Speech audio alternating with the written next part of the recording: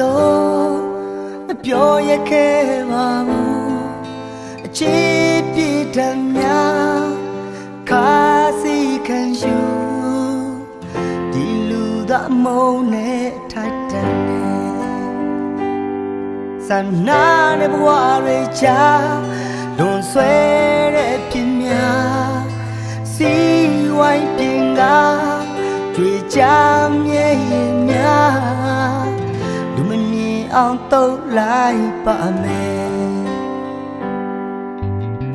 နေလျှောက်ပါဒီဘဝကြီးခင်လို့ထားတယ်